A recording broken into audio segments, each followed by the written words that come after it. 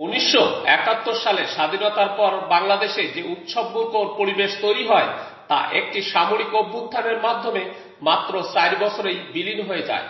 গত বছরও বাংলাদেশে এক অভ্যুত্থান সংঘটিত হয়েছে, যাতে সাবেক প্রধানমন্ত্রী শেখ হাসিনার 15 বছরের দীর্ঘ স্বৈরশাসনের অবসান হয়।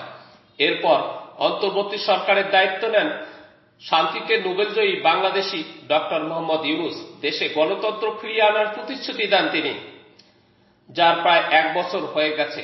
তবে এখনো ভারসাম্য প্রচেষ্টার নিক্তিতে ঝুলে আছে বাংলাদেশ।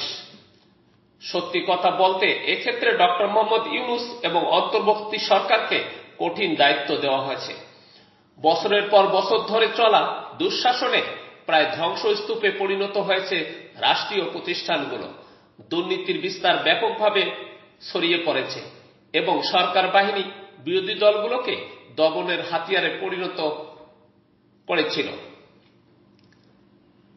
এক সময়ের চমকপ্রদ প্রবৃদ্ধির পর বাংলাদেশ অর্থনীতির গতি হারাতে শুরু করে। পরিস্থিতি এমন জায়গায় পৌঁছায় যে দেশের প্রায় 1/5 তরুণ বেকার হয়ে পড়ে। এ অবস্থায় শেখ হাসিনা সরকারের বিরুদ্ধে প্রবল বিদ্রোহ করে দেশের জনগণ। আগের তুলনায় নতুন সরকার কিছু অগ্রগতি অর্জন করেছে। তারা জানিয়েছে 2026 সালের ফেব্রুয়ারিতে জাতীয় নির্বাচন আয়োজন করবে। অর্থনীতির গতি মন্থর হলেও গতিশীলতা ফিরতে শুরু করেছে। মূল্যস্ফীতি কিছুটা কমেছে। আন্তর্জাতিক ঋণদাতা সংস্থাগুলো বাংলাদেশকে ঋণ দিতে শুরু করেছে। তবে সরকারের অন্যান্য অনেক পদক্ষেপকে ঝুঁকিপূর্ণ বলেই মনে করছে বিশ্লেষকরা। পররাষ্ট্রনীতির ক্ষেত্রে বাংলাদেশ এখন স্পষ্টভাবে চীনমুখী অবস্থানে। এর পেছনে রয়েছে বিনিয়োগ, বাণিজ্য, সস্তায় অস্ত্রের আমদানি। এই কূটনৈতিক কৌশল যুক্তরাষ্ট্রের সঙ্গে সম্পর্ককে ঝুঁকির মুখে ফেলেছে। উল্লেখ্য, বাংলাদেশের রপ্তানি পণ্য সবচেয়ে বড় ক্রেতা যুক্তরাষ্ট্র। এদিকে চীনের দিকে ঝোঁকার পাশাপাশি পাকিস্তানের সঙ্গে ঘনিষ্ঠতা বাড়ানোয় দিল্লিও ঢাকার উপর নাখোশ। গত গ্রীষ্ম পর্যন্ত ভারত বাংলাদেশ সম্পর্ক উন্নতির পথে থাকলেও সম্প্রতি তা অবনতির দিকে যাচ্ছে। সাম্প্রতিক মাসগুলোতে ভারত একটি গুরুত্বপূর্ণ ট্রান্সশিপমেন্ট চুক্তি বাতিল করেছে, যা বাংলাদেশি কোম্পানিগুলোর জন্য লাভজনক ছিল। পাশাপাশি বাংলাদেশিদের জোরপূর্বক সীমান্তে ঠেলে দিতে শুরু করেছে দিল্লি। এছাড়া পানি বণ্টন চুক্তি পর্যালোচনার দাবিও জানিয়েছে প্রতিবেশী এই দেশ। এমন পরিস্থিতিতে বাংলাদেশের রাজনীতিকে পুনর্গঠন করাই ডক্টর মোহাম্মদ ইউনূসের জন্য সবচেয়ে বড় চ্যালেঞ্জ। এর অর্থ হচ্ছে বিতর্কে জড়িয়ে পড়া রাজনৈতিক দলগুলোকে এক ছাতার নিচে এনে নির্বাচনের নতুন কলা কানুন সহ মৌলিক সংস্কারগুলোতে ঐক্যমত পৌঁছানো। তবে বাস্তবতা হচ্ছে রাজনৈতিক দলগুলো অধৈর্য হয়ে পড়েছে। সড়কে সড়কে ছড়িয়ে পড়ছে রাজনৈতিক বিরোধ।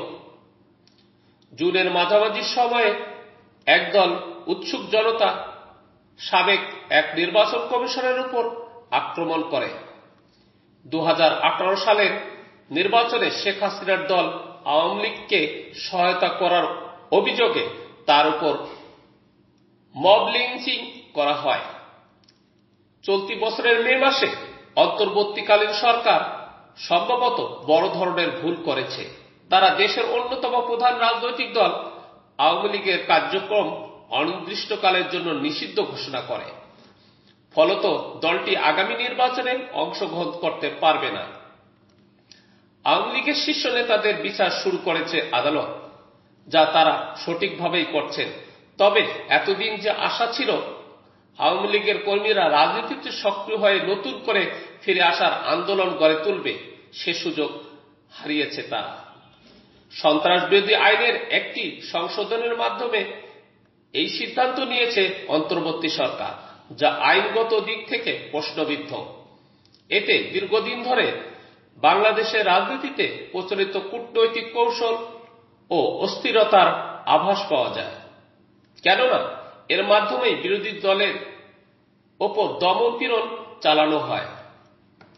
এই পদক্ষেপ বাংলাদেশকে পুনরায় সেই প্রতিশোধ যুদ্ধে নিয়ে যেতে পারে, যেখানে ক্ষমতাসীনরা নিজেদের ক্ষমতা ব্যবহার করে বিরোধী দলকে নিষ্ক্রিয় করে দেয়।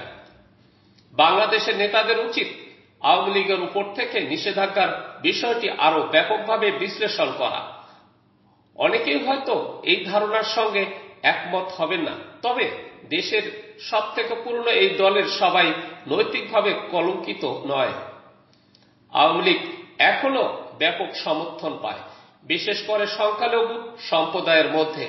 দীর্ঘ বছর ধরে বিতর্কিত ও অবৈধ নির্বাচনের অভিজ্ঞতার পর এই ভোটাররাও নিজেদের পছন্দের প্রার্থী বা দলকে ভোট দেওয়ার অধিকার রাখে।